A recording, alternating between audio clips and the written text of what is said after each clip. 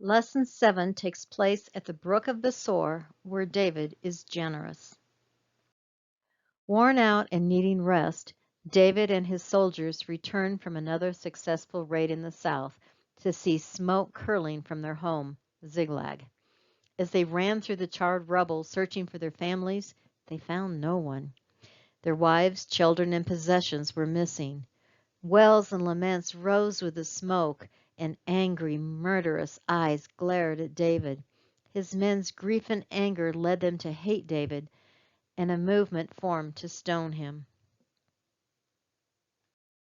But David turned his back on them and lifted his face to God.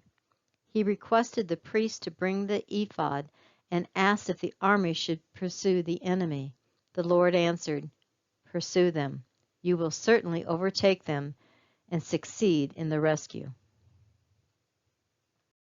Every soldier heard the answer, and the Lord emboldened them.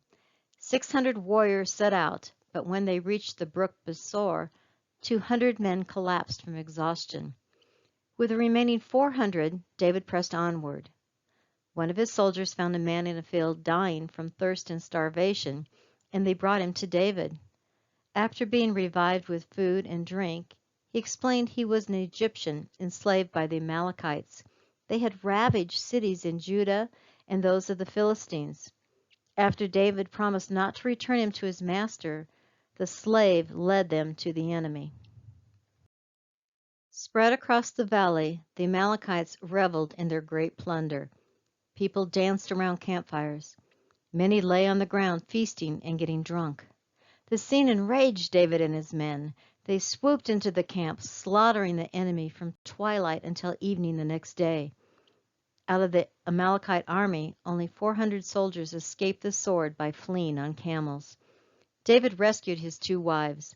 In fact, they freed all the women, sons, daughters, and none of their possessions were missing. They rounded up their livestock, then put the cattle and sheep of the Amalekites in front, calling them David's spoils. They drove them back to the brook Besor.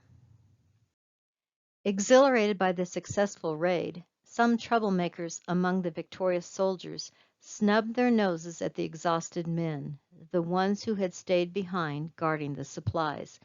They didn't fight the Amalekites. Why should they share in the spoils? David overruled them, for the Lord gave them the victory. He commanded all must receive an equal portion. This became a statute and ordinance in all of David's kingdom from that day forward. When David reached Ziklag, he sent some plunder to the elders of Judah and the people in the towns and places where David and his men had frequented in Israel.